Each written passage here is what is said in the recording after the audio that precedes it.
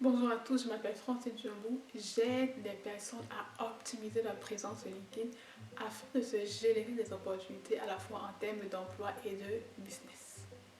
Êtes-vous déjà rentré dans un supermarché? Vous vous êtes trouvé devant, par exemple, un rayon, vous avez vu deux sacs de farine. Un sac de farine qui coûte 2 dollars et un autre sac de farine qui coûte 5 dollars. Les deux sacs de farine ont de manière générale les mêmes caractéristiques, le même goût, le même poids, mais ont des prix différents. À votre avis, pourquoi est-ce que le prix est différent entre ces deux produits-là?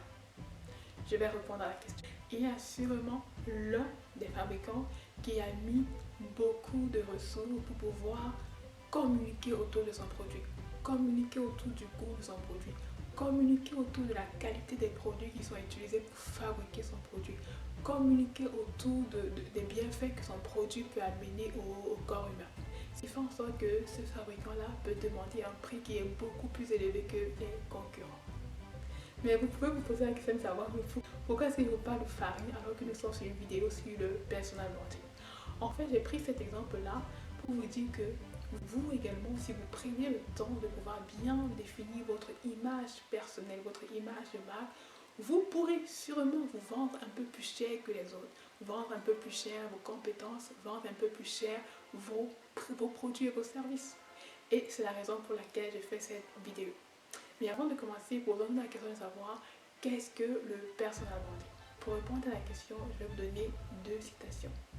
La première vient de Jeff Bezos, on le connaît tous, le fondateur de Amazon. Jeff Bezos dit que votre personal branding, c'est ce que les gens disent de vous lorsque vous n'êtes plus dans la pièce. Je répète, pour Jeff Bezos, le personal branding, c'est ce que les gens disent de vous lorsque vous n'êtes plus dans la pièce. Ça, c'est le premier courant de pensée. Le deuxième courant de pensée vient de Peter Montoya. Peter Montoya, en fait, c'est un homme qui a beaucoup écrit sur le domaine du développement personnel, du développement personnel, du personal branding, de l'image de marque.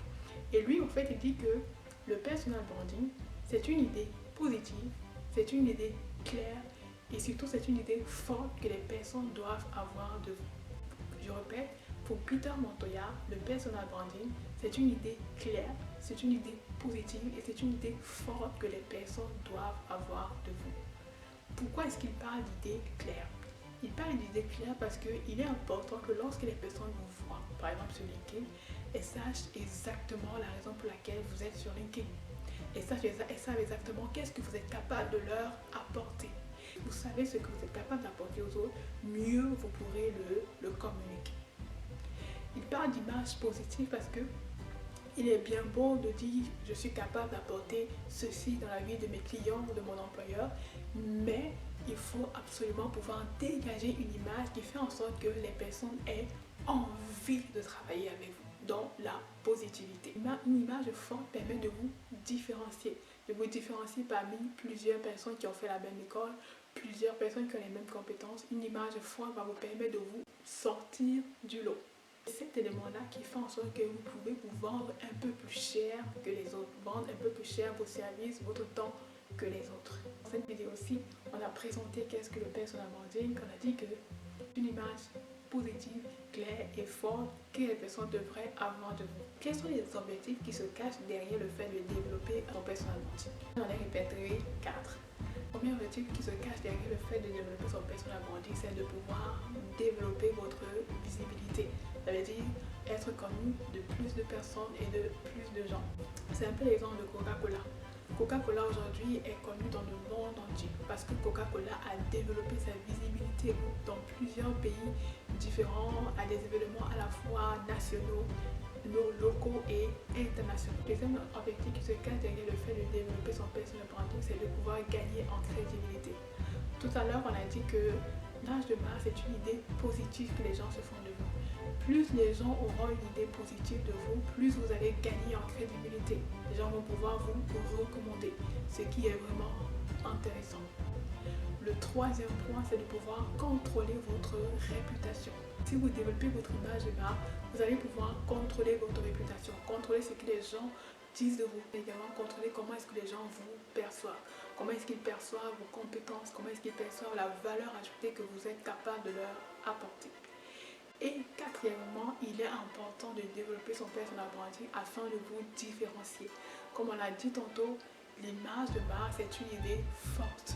Une idée qui fait en sorte que exactement ce que vous êtes capable de leur apporter, mais cette idée qui se fond de vous fait en sorte qu'ils arrivent à vous différencier. Et comme ils arrivent à vous différencier, ils sont capables de vous donner un peu plus d'argent pour pouvoir leur offrir vos produits et vos services. Par ailleurs, il est très important de pouvoir développer votre personal branding parce que ça va vous aider à pouvoir communiquer de manière cohérente. De manière cohérente, sur ce que vous êtes capable d'apporter, sur la valeur ajoutée de vos produits, de vos services, mais également votre valeur ajoutée en tant qu'employé ou salarié.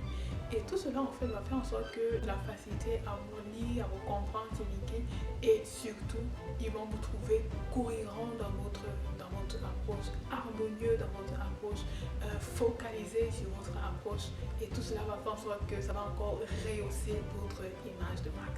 Dans cette vidéo-ci, on a vu ensemble qu'est-ce que le personal branding et les objectifs qui se cachent derrière le personal branding.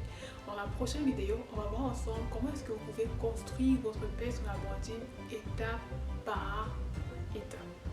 Je vous conseillerais de vous abonner à la chaîne, de liker, de commenter, de partager et de cliquer sur le bouton de notification afin d'être tenu au courant de toutes mes nouvelles vidéos. Je vous dis merci encore d'avoir regardé et à la prochaine.